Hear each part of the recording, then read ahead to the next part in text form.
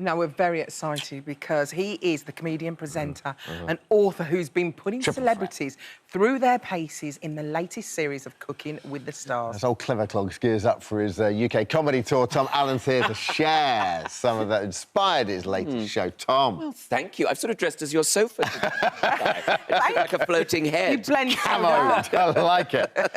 Tom, so much coming out. Let's start with the book. This looks like a beautiful book. So this is written really off the passing of your father, right? Yes, I wrote a book a couple of years ago talking about how much I disliked suburbia, and then I started to write a book about actually how I quite like suburbia and I wanted to live there. And then my dad died, and so I thought, well, I should probably just write about that because sometimes, you know, people connect with you if you're honest and you talk about things truthfully. Just be real. It's also something I'm just going to be real. We all know about, and we're all either going to experience or we have experienced. So sadly, people, you know, we all sadly lose people, and I thought, well, maybe if I talk about it as honestly as I can, then other people will feel less alone in their experience of it. Did it impact you big time? I know when my mum left, she was such a big influence in my life. How much did it impact you when he passed? Yeah, hugely. I mean, it's very different to me because obviously I come up here and have this posh voice, this, you know, fancy clothes that match the furniture. What was he like? You know, as a teenager, I would often wear Victorian clothing and do quite eccentric things like that. And my dad was a coach driver, so it's quite a lot for somebody with an HGV licence to take on board. He was quite a proper South London man, wasn't he? South East London geezer. And, you know, he would sort of be quite honest about things. And if he was bored, he'd say, I'm going now, bored of you. Which, again, is not really my sort of style. I was going to say, the apple does not fall far from the tree. Well, it did. It blew far away.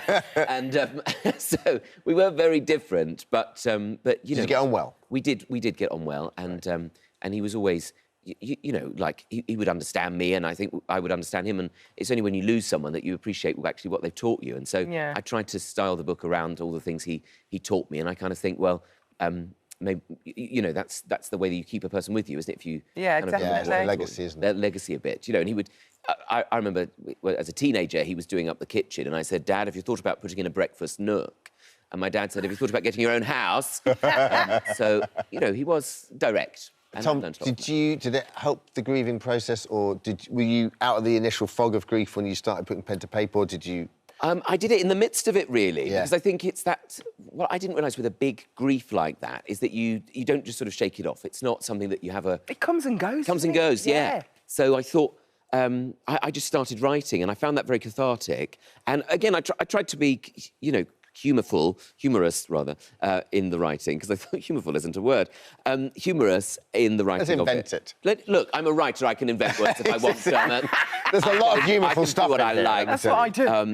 Yeah, why not? Give people understanding. What difference is it? All words have to start somewhere. So I just thought, I'll try and bring a bit of humour to it, humorfulness, and, you know, funerals are funny. You know, you go to we went to a funeral not long after Dad's. The undertaker had a top hat on and stripy trousers and a purple waistcoat. He looked like Willy Wonka. And I thought he was going to do a forward roll and welcome us all into the chocolate roll. And then we ended up eventually, you know, and these sort of funerals, that people do them in different ways. This one had a celebrant. So this man came out in a white suit, looked like the man from Del Monte. And then we had to go in. And then the first thing I saw on the wall of the crematorium was a sign that said what to do in the event of a fire. And I thought, well, isn't that why we're all here? Brilliant. So, you know, you sort of find things to laugh at, even in those moments of seriousness. And we went to the undertakers. They just had the carpets done, and they put some new lights in. And my mum thought it was like a show home. She wanted to live there. Are you taking some of your book on? Will that form part of your tour? Well, the tour I'm doing is more about how I finally, after a long time of living with a couple called Dad and Mum, I finally moved out just before Dad died, actually. And I probably had to, I don't know, maybe you just realised there was no point.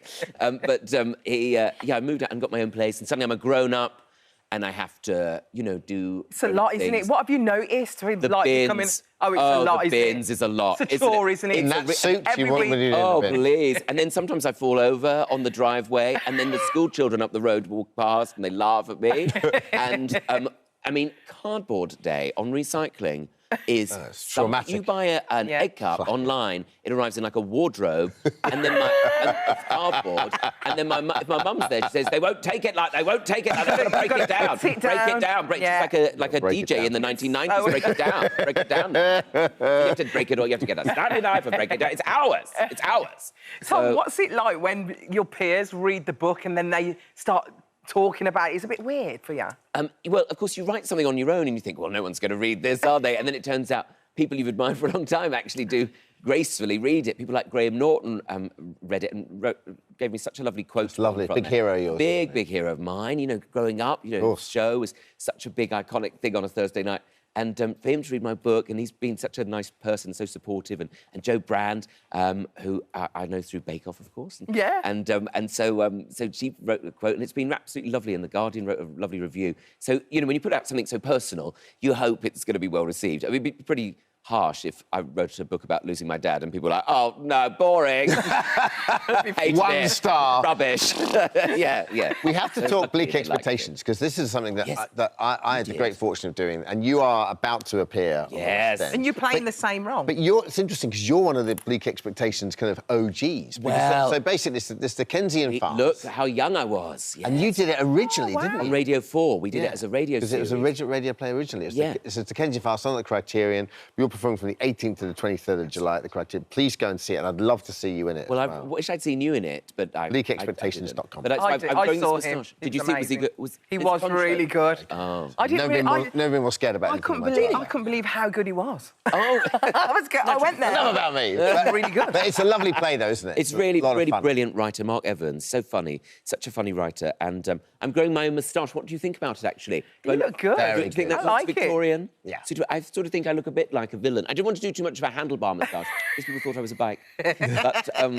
But I'm quite enjoying having a moustache. It's the only thing I can change hair-wise. So. You are so busy. Cooking with the Stars, Bake Off. I mean, that just looks like a hoot. Oh, we have a lovely time. Yeah, Cooking with the Stars is going out at the moment on ITV, and we have a lovely time. Is it going well? The celebrities good? They're great. Like, because when else would you see Jason Watkins and Chris Eubank running around in a kitchen competing, and with you know, Joanna Page is there and Claire from Steps, and you know, all these amazing people. They all take it so seriously. Yeah. So it starts off as like, oh yeah, I'll learn to cook. That'll be a laugh, and then it gets them. And then they're all suddenly very competitive, and they're all absolutely brilliant. They all work so hard, and it's really, I don't know, I find it really inspiring. Yeah, it looks like a fun show. Oh, it's so lovely to see you and meet. And the book is out, the paperback is out, Too Much.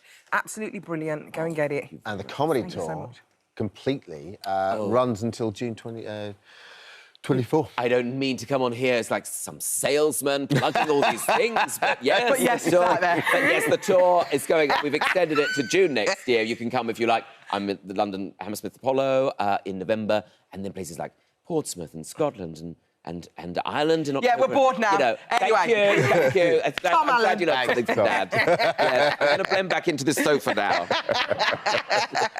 Thank you, Tom. So nice Thanks, to Tom. see you. Nice.